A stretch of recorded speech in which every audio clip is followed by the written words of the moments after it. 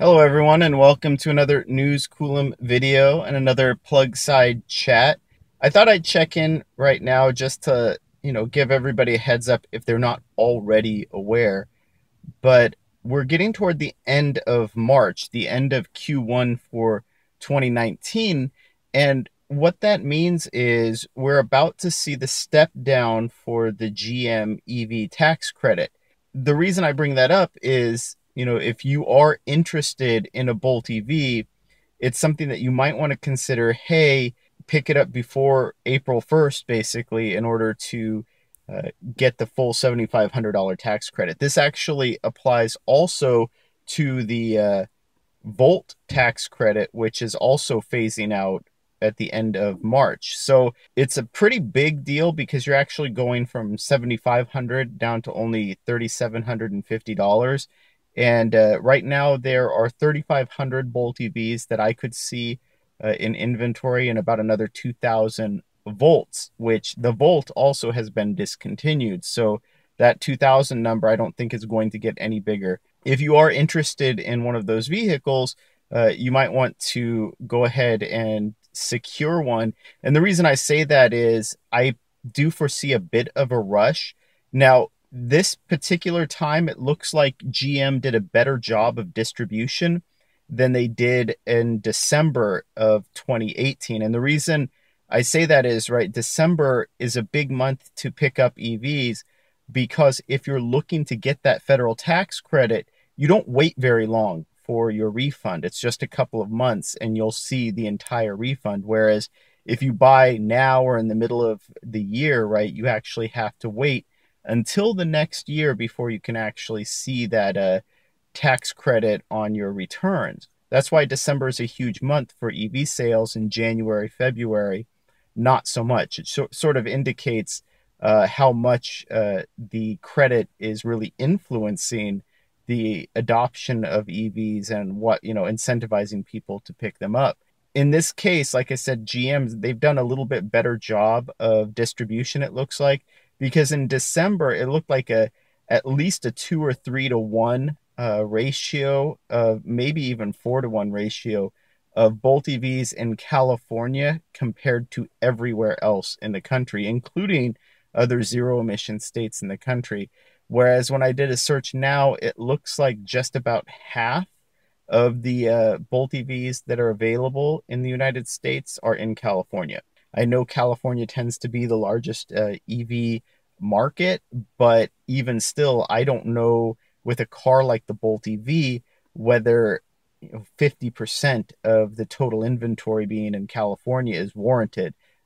This is actually a very ideal car for middle America, for people who live outside of cities, because a lot of times you're talking about people who have to regularly drive 100 to 150 miles to get groceries, to do basic daily routines. Sometimes their commutes are over 100 miles each way. I mean, those are sort of the exceptions, not necessarily the rules, but it happens a lot more in rural areas. And an electric vehicle like the Bolt EV is really ideal for that. And we just don't know when some of these other cheaper electric vehicles with similar capabilities are going to be available in those locations.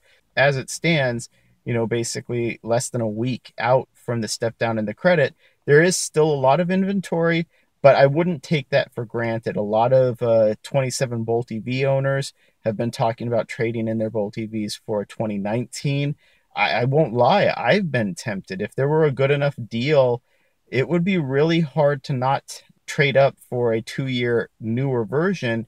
I mean, because for all of the ways in which I know that the Bolt EV could be improved, it is sort of that utility EV for me. So it covers all of my bases and it's not necessarily going to excel at any one thing, but it holds all the cargo I need it to hold. It holds all the passengers I need it to hold. It's capable of long distance travel, maybe not as quick as some of the more expensive EVs right now, but it is still capable. So it can do all of the things that I ask it to do. And so a 2019 would just basically be a slightly gussied up version of my 2017. But still, for me, that's not a compelling enough reason to upgrade. And, I'm almost done with my car payments. It's kind of going to be nice to not have to make a monthly car payment anymore. But I think this is an opportunity for those of you who are in EVs that are ready to upgrade. Say you have an older, shorter range, smaller battery electric vehicle, it's a great time to upgrade. If you do have an early Bolt EV, maybe you do want to upgrade as well. And then for those of you who are interested more in a plug-in hybrid electric vehicle, in my opinion, the Volt is the best all-around plug-in hybrid electric vehicle available right now, and there are about 2,000 of them in inventory, and it looks like less than half of those are in California. So basically, it's a PSA, a public service announcement. If you are interested, there are some good deals to be had, and yeah, you'll have to wait a little bit longer for your tax credit, but you will get the full tax credit.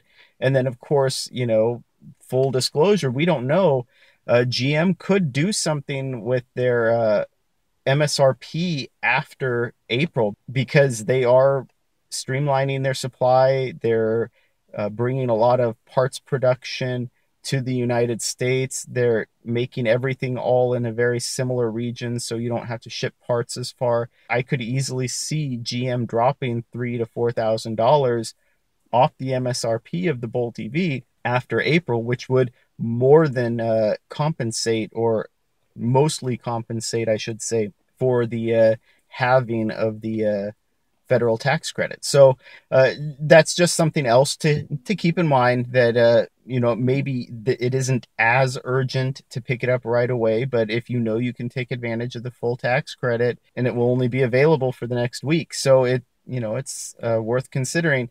Anyway, if you have been in the market, what are the deals that you're seeing on the 2019 Bolt EV? Have you picked one up? Did you trade in another EV, or did you trade in another Bolt EV to get your 2019 EV? If you enjoyed this video, please like and subscribe. It really helps out. And thank you for watching.